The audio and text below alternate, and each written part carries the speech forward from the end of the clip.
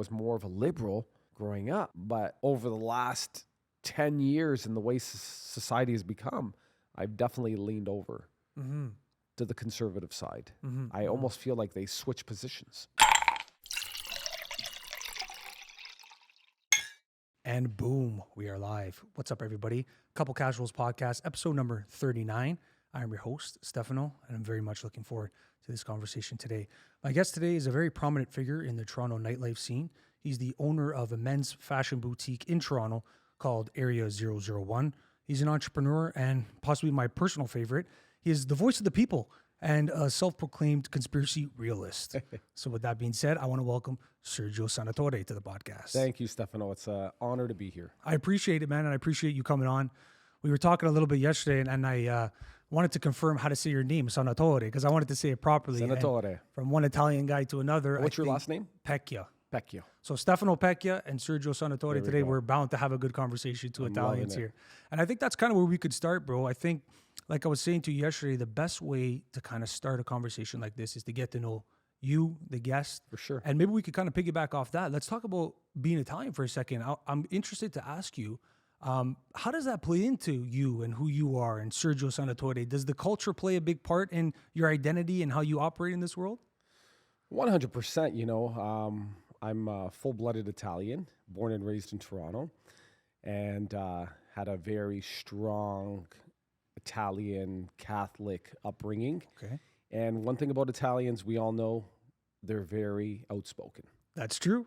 That's true. That's a perfect way to start this. Right? And whether it's something you love or something you like or something you hate, you're not afraid to let people know, with the hand movements included. But yeah, you know, grew up here in Toronto, Mimico to be exact, was raised by my grandparents, my mother, and had an incredible childhood. I wouldn't change a thing. Yeah. And do you ever go back to Italy? Do you ever visit Italy? I've visited Italy a few times, and it's a beautiful place. And yeah, I highly recommend, even if you're not Italian, go visit Italy. There's so many beautiful things to see, and the food is just next level. And that's always the one thing I have to highlight when you go to Italy. The food is just a tremendous experience in itself. You don't feel heavy. No. You don't feel bad. You feel actually good. It's real food. It's effortless, just the way it's made. And I have a hard time going to a lot of Italian restaurants. I know, eh? In the city. You know, people always ask me, what's your favorite Italian restaurant? I'm like, I'm stumped because, you know, nothing beats home cooking for us. You know what I mean? So that's a tough one, but I love the food in Italy, and once again, I highly recommend anybody go visit. It's rich in culture too, and that's kind of maybe where we can kind of lead into what it is you do and all the things that you're kind of invested in, like I mentioned in the intro, the Toronto nightlife, and then also the men's fashion. I would wonder and think like maybe how does, you know, who you are kind of project into those things. So maybe take us through that experience. How did you get into these things, and how did the story kind of unravel? Wow. It's a long story, but in a nutshell, I am an entrepreneur just like yourself, a small business owner, but most importantly, a small business supporter. I've always been a huge fan of just supporting local businesses in Toronto and around the world, wherever I go. You know, corporations are here. They're here to stay. They'll always be here, but it's those small little businesses that you see on your corner. They're the ones that really shape a city and shape the culture, like you were saying. So I'm a huge business supporter, whether it be a coffee shop, a restaurant, or retail, or nightlife. Yeah. You know, I'm a huge business supporter. I've been in the nightlife game now for 20 years. And I've been in the fashion game for a little over 5 years. And the great thing about both those businesses, they intertwine. They do, eh? Yeah. Explain that. How do they intertwine? Well, you know, being in the events and nightlife industry for so long, you meet a lot of people, and when you're out, people want to look their best. So whether it be a corporate event or a nightclub, everyone's looking top notch. Everyone has a fresh haircut, wearing a nice pair of shoes, wearing a nice pair of jeans, shirt, etc. And, being that I own a store over here on Ossington, it really kind of just blends in together, and that's something I've always been a lover of. With the arts world, I've always really been into art, fashion, music, architecture, and everything else in between. Okay, so you're very interested in the creative mind, like in the creative spaces. Yeah, in a way. I like to create things, just like you do. This podcast alone, it takes a lot. There's a lot people don't see that goes behind it. 100%.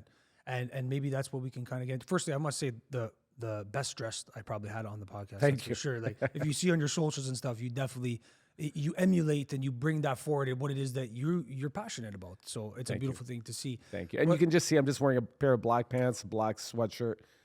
But for me, fashion is all about how you wear something. Right. And that's what I was going to say. Can you buy style? Sometimes it's about how you wear it, right? Yeah. It all comes from within. And I always encourage clients that visit my store, buy something you really want. Not need. We're not in the need business. We're in the want business. But buy something you really, really want. And you see yourself wearing from years from now. And if you take care of something, whether it be your shoes or your computer, it will last a long time. Or a relationship. Yeah. It kind of all coincides, doesn't it? If you give that certain subject TLC, it will last a long time. So that's one thing I encourage my clients when they come to my store and they see something. Don't make an impulsive buy. Buy something that you're really going to like and wear for a very long time. I appreciate the all black, by the way. I'm a big fan of the all black. You. Yeah, some people say it's not a color, it's a shade, but I'm in all black right now. It's something I enjoy. And then It's sharp. It's sharp. And then you put a nice pair of shoes on it, like we were talking about your shoes, and then it kind of pops, right? Yeah. It's a beautiful thing. But take us through, how did the entry to the nightlife happen for you? How did that start? Wow. Nightlife for me started a long time ago. I would say 20 years ago. I think it was 2005. So 19 years ago. And, nightlife is something that's always been in my blood. And I've spoken about this on other podcasts as well. Growing up in Toronto, I've always kind of fallen in love with life after dark.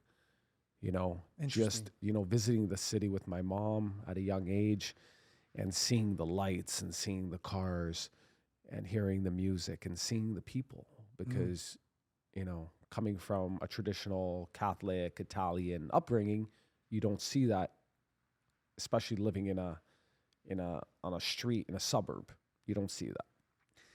But as you grow older and you experience things and see things, you're drawn into that. And it all coincides with arts and fashion and music and architecture and everything else I was speaking about. Nightlife was just another part of that I was attracted to and kind of sucked into. But fast forward many, many, many years later, I got into the business. I had a business partner at the time, and we started a promotions company, and we just started throwing events. Someone gave us an opportunity, and we haven't dropped the ball since. Isn't it interesting how one opportunity kind of can really unfold your life in a direction that maybe you didn't anticipate? Yeah. It's very important to act on opportunities, but to also give opportunities as well. That's beautifully said. Yeah. I like that. Yeah, you never know when that opportunity is going to come. And I guess when that opportunity does come, it's about what you do with it, right? Yeah. So you mentioned a couple of times about being raised Catholic. I'm interested. How does that upbringing, is that still prevalent in your life now? Like that whole Catholic upbringing and that structural kind of... There's certain things that I've kept with me, and just respect and loyalty and family values. That's something that's always going to be inside me. Do I go to church anymore? No, I haven't been inside a church in so many years. Do I read the Bible? Absolutely not. But, as a child, I was an altar boy, went to church every Sunday, did the whole thing. and I loved it. It was a part of me, but there's many chapters in life, as you grow older, you become busier, Mm-hmm. and there's certain things you just don't do anymore. Mm-hmm. For me, if I have an hour out of the day and I have a choice of going to church or the gym, I'm going to be in the gym. Mm-hmm. And, but that, once again, there's certain things you keep. It plays into who you are, right? Absolutely. Your childhood kind of and your development stages, it kind of plays into who you are. 100%. Which is kind of what I want to kind of go deeper on now. Being involved in nightlife and then with the clothing aspect of things, how do these things kind of contribute to who Sergio is, like in the core? Absolutely. Being out at night or working in my store during the day, it's all a small part of who I am. Mm-hmm. And just going out and curating events, being consistent is just another aspect. Mm-hmm. So whether I'm in the store or out at night, it's just that consistency. Right. How did the fashion aspect kind of like when did that kind of happen? That opportunity or that realization that you wanted to get into opening a men's fashion boutique from the nightlife industry to that, what did that look like? That's a great question. So a very good friend of mine, who's now my business partner, his name is Jacob. Beautiful. He has been in the fashion industry just as long as I've been in the nightlife industry. So for 20 years, maybe even longer. And he's worked at places like Holt Renfrew, Saks, Gucci, you name it. He's been there and played a huge part in helping those businesses. And one summer, he was off to Paris Fashion Week because he was working for a boutique store at the time. And he asked me if I wanted to join him. So I took the opportunity, I went, and I was blown away. It's such a scene. And we were just walking down the street and just, hey, why don't we do this? Really? It was as simple as That a was it. conversation, eh? That was it. And when you're able to trust somebody and you see that one person has the same vision as you, you make it happen. That's the interesting thing about like a collaborating aspect of things, like being able to work with another person, and it brings something new out of you that maybe you wouldn't have realized on your own. Absolutely. Yeah. And there's certain things that you're just going to do on your own. And there's certain things just much better when you have a partner. Yeah. I love the idea of, I've worked with people and been on other podcasts and stuff like that. And that's helped me tremendously too. So I can relate to that. Working with other people, bouncing ideas off that. And then you start to see more of yourself just through experiences and saying yes to things and doing certain things and taking opportunities. You just really start to dive deep on who you are. Yeah, you're right about that. It's so important to say yes and take people up on ideas and turning them into great partnerships. It's also important to say no sometimes as well. Fair enough. I'm sure there's a lot of people that ask you to do this, do this, do this. And there's nothing wrong with saying no if it doesn't align with what you believe in. That's what I was going to ask you. When do you think when do you think you should say no? If you're not passionate, if an idea is brought to you and you're not excited about it, don't do it. Don't waste your time and don't waste that person's time because that could be someone else's dream and it might not be yours. Exactly. Yeah, that's a fair point. Especially, like even if it's a nice price tag involved and you're like, oh, this is going to be a nice paycheck. If you're not passionate about it, it will transcend. And so would you say like in all your decisions that you made, it was always driven by passion and what you believe, what your values were? 100%. I've made a lot of great decisions. I've made a lot of bad decisions too, but this is all learning. And you begin to realize these things as you get older as well. Right. And it's important to make mistakes. We all do. And you just have to learn from them. Yeah. That's where any lesson is, right? Sometimes the experience is not going to be too good, but there's a lesson there for us. I talk about that all the time on the podcast. Yeah. All the time. But then when you came back from Paris, what did that look like? How did the store open and how did all that kind of... It took a long time. I went to Paris probably many more times after that. And, just putting ideas together, contacting brands, meeting up with landlords, seeing spaces.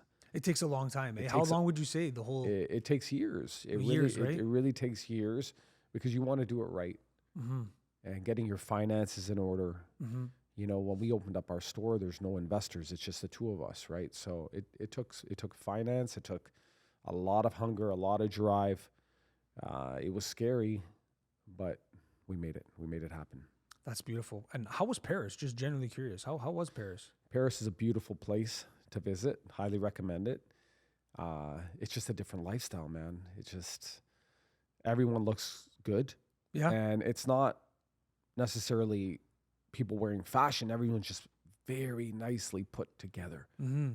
You know, European style is interesting, isn't it? Some Yeah. say they're like 10 years ahead of us. it's wild to see. You could just be in a regular neighborhood, looking at regular people, and everyone's just so well put together.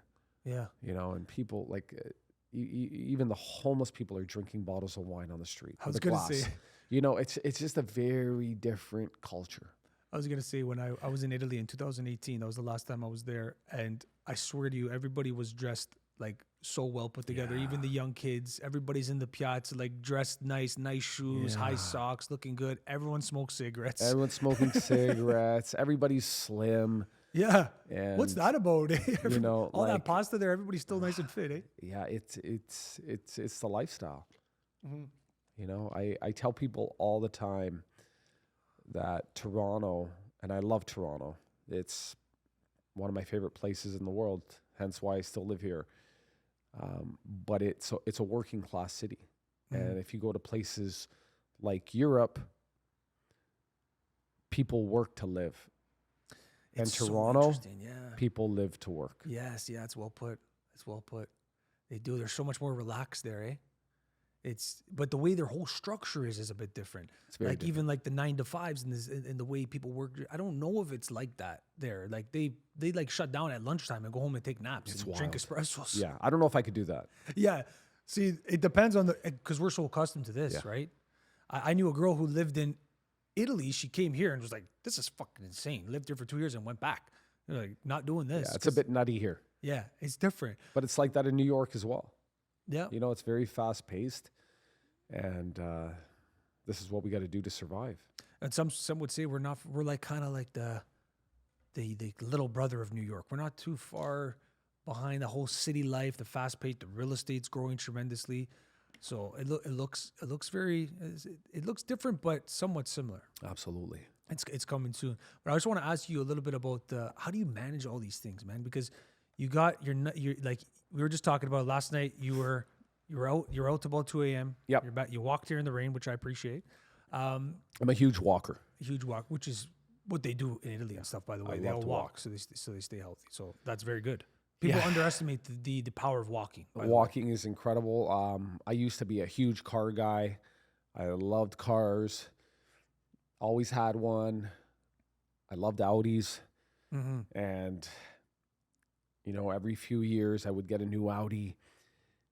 And then I remember, this is when I was living in the city, Toronto. And I remember one Sunday thinking, I'm not driving my car. Because the city life is right. The only time I drive my car is to say to myself, hey, let's go for a drive. Let's Really? drive out of the city. Let's go to this place. Let's go to a nice park. And that's why I had a car. And I said to myself, let me try living without a car for 6 months. And that was 2016. And I stopped. And then you stopped. And I stopped. I stopped driving. And I tell people all the time, if you live outside of the city, having a car is a luxury, but if you live inside the city, not needing a car is a luxury. Mm-hmm. Well, tell you what, you're definitely not going to miss the traffic. Yeah. Because it's getting worse too. Yeah. Yeah, it's getting worse. So walking is not a bad option. But Yeah. as I was saying, I want to ask is how do you manage all those? How do you manage everything? It's honestly, it's consistency. That's everything. Having a daily routine has become really helpful for me. Waking up early, staying healthy, going to the gym. The gym is the most important thing. You need to feel healthy. You need to feel good about yourself. And once you can get that out of the way, the rest of your day it's easy. People underestimate, Sergio, the power of like a routine and that sort of structure. It's so important. And we can Waking get up, so many things out of the gym. Like even going to the gym can be a form of meditation. for sure, that could be your church too, like we alluded to Yeah. earlier. But like people look at it as like redundant. Oh, here we go, another conversation about people talking about the importance of the gym. But so many people are saying it. Maybe there is something there for you, and maybe the way you experience the gym is different than the way me and you do. But showing up and having that sort of discipline and that structure to show up there and do that thing, and even walking too, like implementing these things to your life, Yeah. those little they make such a difference. Yeah. You need to have discipline. You need to have consistency. And when you have that in your life, you can manage almost anything. But once again, it's important not to take on too many things, you know? Managing that load, right? Yeah. Knowing where your 100% is, and I think that's where you have to, the only way to figure that out is to take things on and then go, okay, I'm Yep. about here right now. Maybe I gotta chip a couple off, and I'll be right here, and I'll be at a Absolutely. comfortable pace. But speaking about managing, lastly, I want to ask you about managing relationships. Yeah. How do you, like, you're in an industry where it's people driven, you know, you're orienting yourself through these different types of venues and with work too, with the fashion boutique, a lot of people, you're managing different Yep. people. What's talk to us about the power of relationships and the power of people and the network and just how you maintain relationships and how you maintain like your significant other relationships, the whole dynamic of it all. You know, one, you got to put yourself first in everything. You know, in order to love somebody else or love a relationship you're in, whether it be business, personal, you have to love yourself first.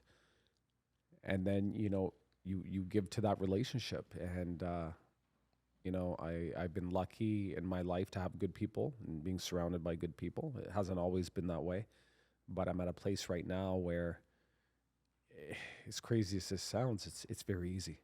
Beautiful. It's very easy. Everything's effortless, you know. But, you know, I've been in a lot of relationships and took me quite a few to get where I am today. It's a part of the journey. Yeah. It's a part of the journey. But, you know, give to yourself first, and then everything else is secondary. Yeah, especially when we're talking about intimate relationships, people forget that, man. I Yeah. talk about that a lot on the podcast, just about starting with yourself. It may sound cliche and people might not want to, I do know, but It's true. we tend to want to go, okay, I'm not in a relationship now. I need to be in one because I feel at home when I am. And then everything seems to be at bay and seems normal. But then when you're out of that relationship, then you're like, holy fuck, where am I again? Yeah. It starts with you. I agree to that. I really do. Yeah. But, you know, I was fortunate. I was able to meet my wife, I would say near the end of the pandemic. Okay. So I was blessed with that. I know it was a pretty crazy and scary time for everyone. Yeah. Yeah. But a few blessings came out of that for me. For sure, which we can probably start to dive into that now. Speaking about people, like I said in the intro, you're the voice of the people now. Somehow that's through this transition I'm interested to get in. Yeah. This kind of happened. So take me through, like, how did this entry to this other realm of your life of, like, you know, the voice of Sergio? How did this kind of happen? Well, it all came from the beginning. Us being Italians, we love to speak out. Yeah. Yeah. And say what's on our mind. And I feel like the last 3-4 years were kind of a catalyst for that. For sure. And, you know, it was a crazy time. It was a dark time. And it was a scary time and unquestionable. Nobody knew what was going on. And I feel like during the early stages of the pandemic, a lot of people were afraid to say something 100%. or speak out 100%. or just ask a question, which was really mind-boggling to me. And I don't know what came through me at that time, but I started asking questions. That was it. I started using my platform to do this, you know, instead of sit back and just be fed what we were fed. So you started to share on your Instagram just your opinion, or Because I know it's somewhat like a media source, what you provide, like screenshots of like Twitter, like Absolutely. alternative positions in a way, and then like news as well. Sharing Right? ideas was very important to me because what I saw on the television, CP24, CTV, Global, I found that all these media outlets were sharing the same headlines. Correct. But as you dive deeper, there's other facts out there that nobody was bringing up that most people probably didn't even know about. Mm-hmm. And I started asking questions and started sharing thoughts, whether they were my own or other people's that I agreed with. Mm-hmm. And that was it. You know what I mean? Like, just started asking questions. The funny thing is, it's not even that serious. But when people were asking questions, they were called conspiracy theorists, and I didn't understand that. It's somewhat like a media source in a way. Like it is. It's somewhat like a media source. People are looking at, you're sharing screenshots of Twitter and people's positions that you maybe agree Yeah. with, and you put it out there for people to kind of take in, right? Yeah, at the end of the day, I think it's important to ask questions, and nobody was asking questions. Nobody. Everybody was just taking it and doing what they were told. Nobody was questioning the authority. And not to say that everything that the government says is wrong, but everything felt scripted. Big time. Everything felt scripted. And I think after a while, people were getting fed up and starting to see cracks, and it didn't make sense anymore. And all I did was ask questions. And the more I shared, the more I realized that there's a whole community of people out there that think the exact same thing. And it became a spiral effect where more people were speaking out and questioning the authority. And it was a beautiful thing to see. Mm-hmm. Especially from your perspective too, right? I'm interested to ask that actually, because during the pandemic, I remember seeing a lot of your posts, Sergio, Senatore, like people shared it quite a bit, and they still do. So from your perspective, sharing that, and then from the beginning until how it kind of developed, did you see like a shift of people starting to open their mind, have conversations in the comments, stuff like that? It's crazy. When I first started speaking out, it was primarily to speak about small businesses here in Toronto, very locally based. And the first thing I remember speaking out against were the lockdowns and why everything was deemed non-essential when there were other businesses open that were deemed essential. And I didn't understand that. And I was just asking questions, and it started that way. And then it just kind of spiraled into other topics. And as time progressed, more and more people were getting with the times and realizing that, wait a minute, something's not right. They were starting to have conversation. And then when the pandemic started, how was it from your mind? Did you look at it like, I don't trust this right away? Or did you kind of say like, okay, let's see what's going on? And then you kind of slowly started to do your research and start to question things? When it first happened, when we were first put in a lockdown, I believed everything. Absolutely everything. Yeah. But as time progressed, it wasn't the case. And that's why I'm very grateful for like accounts like yours and many others and that were sharing on these alternative positions, because can you imagine going through a time like that, which I'm sure it happened in history before, going through a time like that and then having no opposing positions to what the mainstream and legacy media was giving us? Yeah. That would have been a very, very It's wild thing to experience. And more people would just be more divided than ever. And it would just be such a toxic and just unbelievably unproductive environment. So I'm grateful for it. We live in a different era than our parents did and our grandparents did. And, everything that they saw on the news, they believed. Yes, that's true. Even growing up as a kid, everything I saw on the news, whether it be the weather or the government or topics or entertainment, I believed it. You just assume if it's on the media that it's real, that it's true. But with today's society and how easy it is to get information, you see all these different point of views, Exactly. you know? And I really saw the biggest crack when you would see these alternative views or alternative news being slammed by our government. Hmm. That's where the conspiracy realist name probably came in, right? Yeah, I gave myself that name because everything people were saying when they were talking out against the government, people were giving them this title as a conspiracy theorist. But as time progressed, everything these people were saying was true. It was real. Hence, conspiracy realist. Yes, 100%. And I love that because that was one way to silence somebody, right? It's the same thing with Yeah. any topic that we talk about today. Like one side will just call you a name. Yeah, And whether it be then- racist, Exactly. conspiracy theorist, bigot, homophobic. So then people don't want to get called that. Yeah. So what do? They shut down. They're like, I'll just not say anything. Yeah.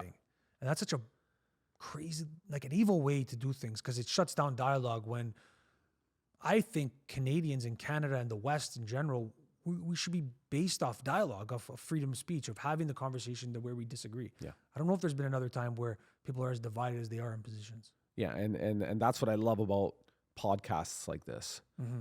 It really gave an opportunity for people to talk, just have a conversation and ask questions with one another. And those podcasts, I feel like, became extremely popular during that Because pandemic people era. were starving for that. Yeah. They want those alternative positions. They want to stimulate a conversation and question things because it was very easy to see that something was going on. Yeah. At a certain point, it was like, this doesn't make sense.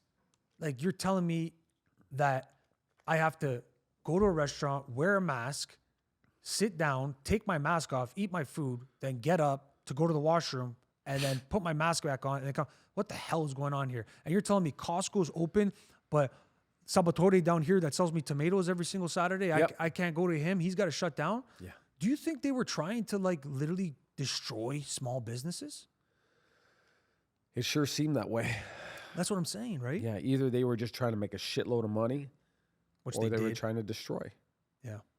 Which And they I did. think they did both. Yep. I think There's a lot of businesses that didn't survive.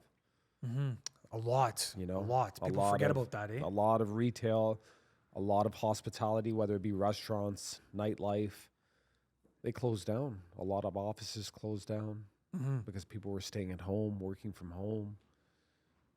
So many businesses shut down. It's People a shame. It's the saddest thing, Sergio, because people sacrifice. A lot of them, immigrants, come from another country, Yeah. and then sacrifice their whole life to Yeah. have these small businesses and these It's tough. restaurants and stuff. And a that lot of goes people can't bounce back, on. Yeah. you know?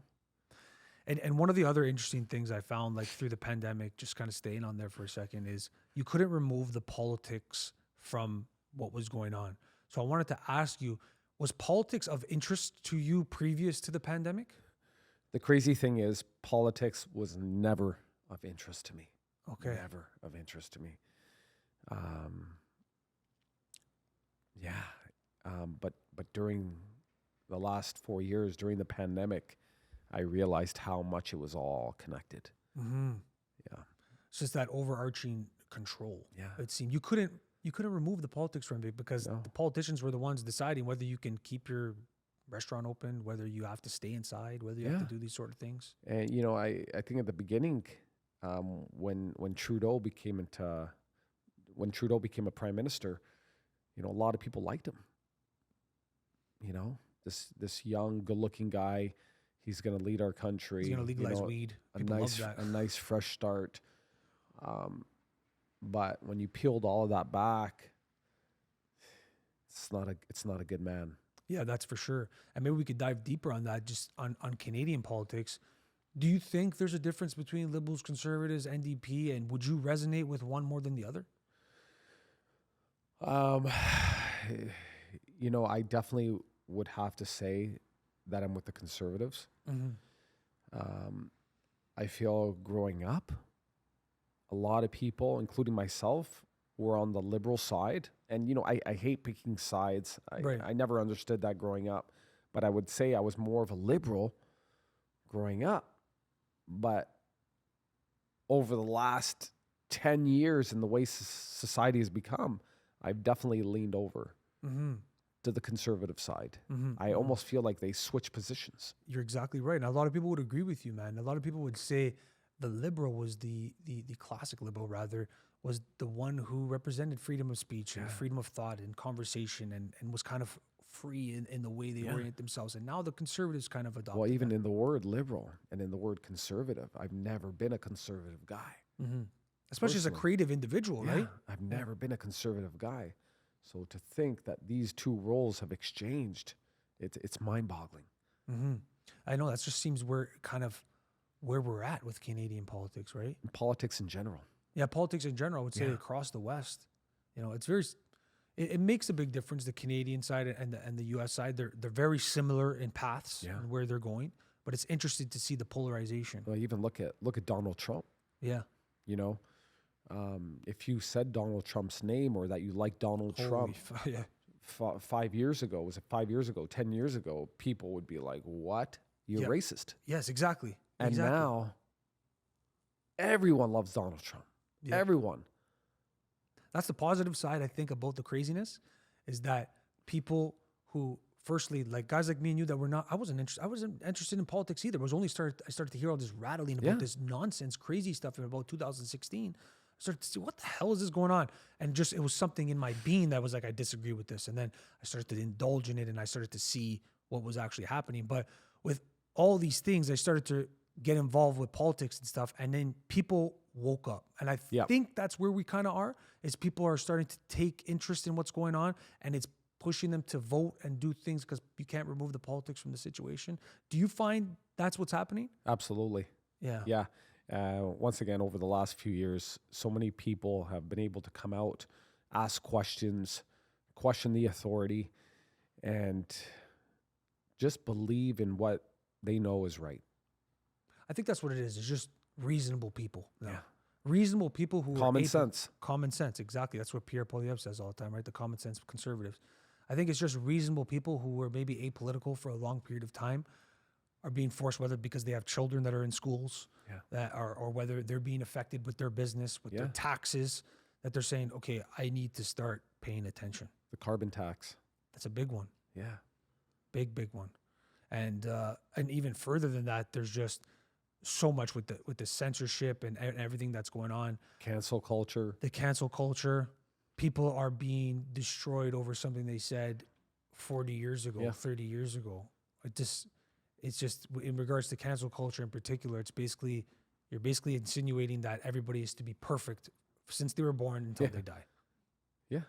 And it's not possible. There's not no such possible. thing as perfection. Exactly. So even on your Instagram account, like, so now you started from the pandemic, and then like, are you continuing it through? Where do you stand with it now? Are you going to continue to put these messages forward, and is it something that provides you with a sense of meaning and fulfillment? Yeah, absolutely. I think even though the pandemic is over, this whole world we live in, I almost feel like it's just getting started. And you see it branching off in different directions. At first it was the lockdowns, and then, it was the virus, it was the vaccines. But there's so much more out there, and so much more out there that's being pushed down our throats that, you have to just be able to speak out. And that's it.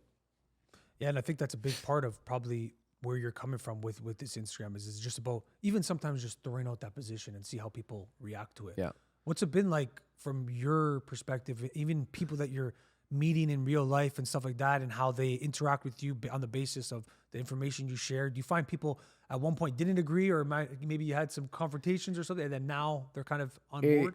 I have to admit, in the beginning, a few people didn't agree. You lose friends, you lose family, but you gain so much more.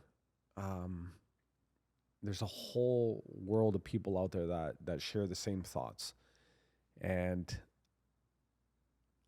even to this day, I'll continue to do what I do. You know what I mean? And I encourage other people to do it as well.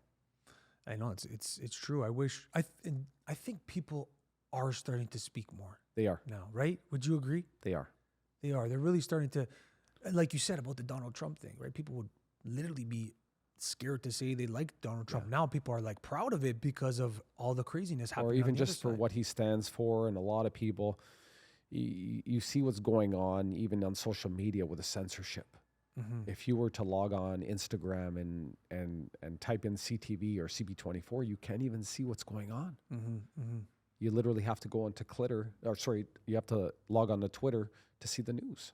I know, and again, back to the politics thing and censorship, which we'll dive in deeper now. That's coming from one side of the aisle. So when people are like, liberal and conservatives, you have to really start to assess who's the one responsible for these not very good things that are happening to us and the removal of our freedoms. The liberals put through Bill C-11, Bill C-18, and then even as most recently, they proposed the Online Harms Act, which on the forefront, like this is for a virtuous thing. We want to protect kids. We want to do this, that, and the third.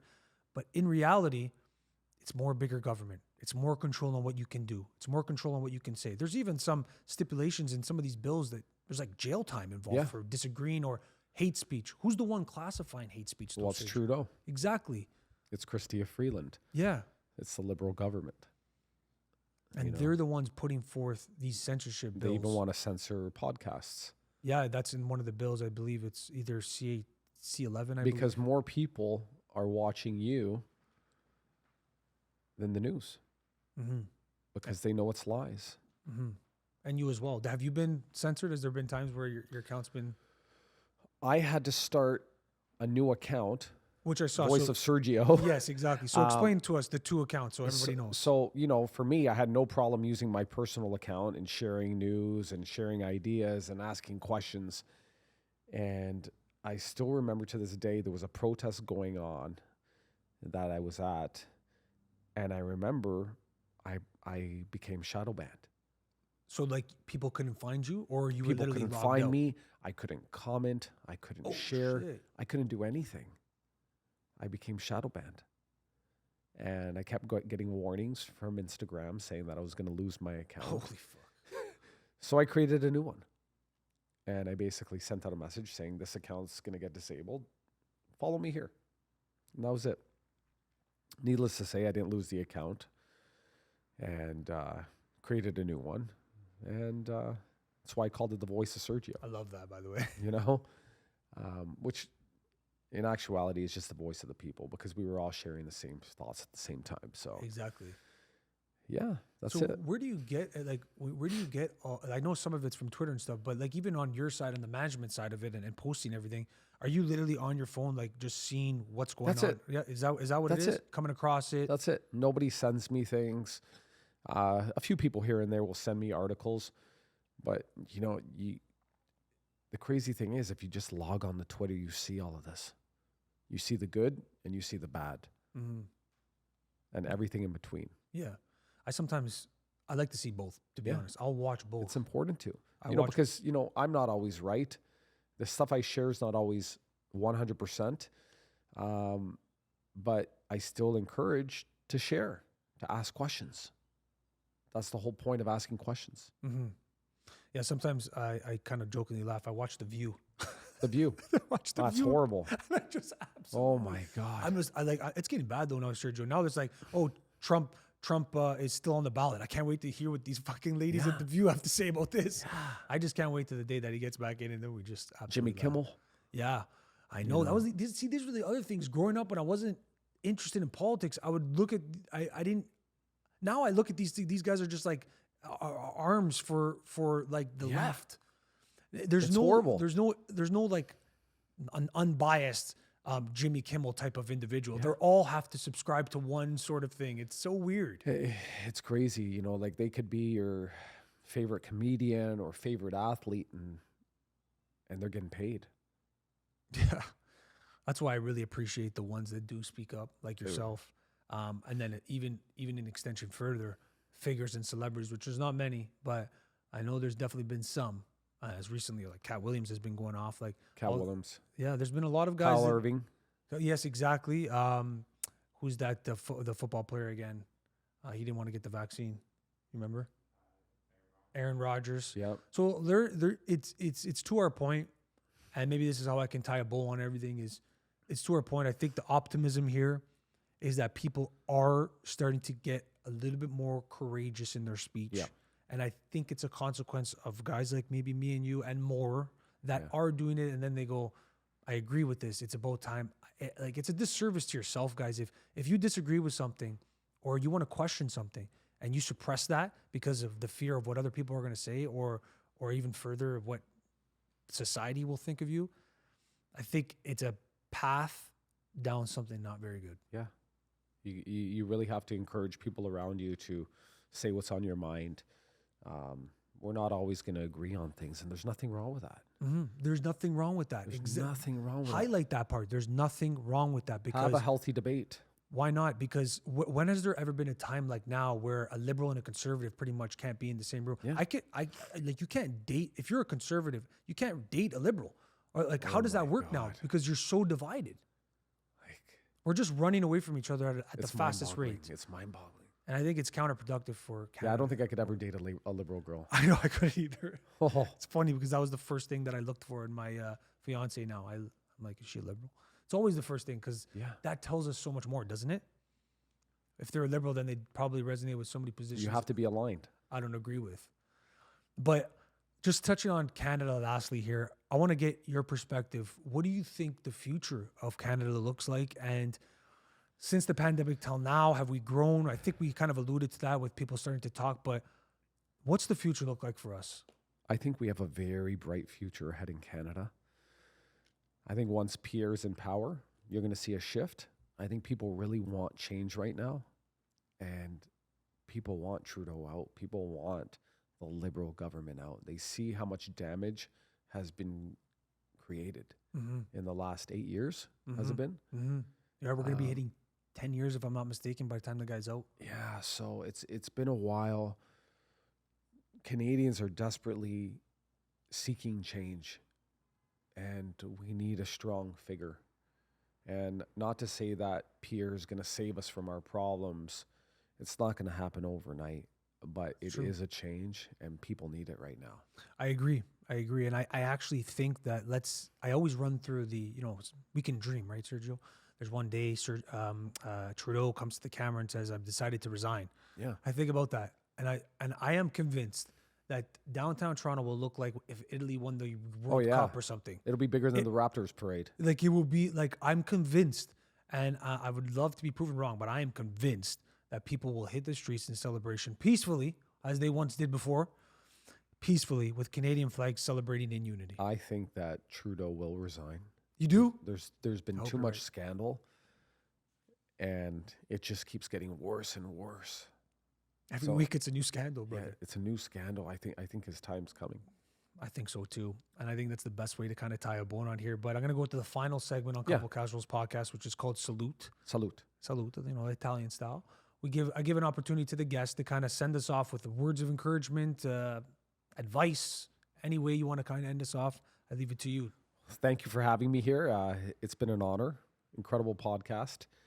And if I can say anything to the viewers out there or the listeners out there, is just be true to yourself no matter what.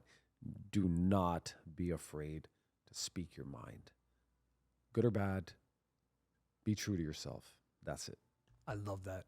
Sergio, thank you so much for coming on. Thank you. I appreciate you taking the time. I appreciate all you guys. And until next time, I love you, nobody else. Ciao. Salute. Salute.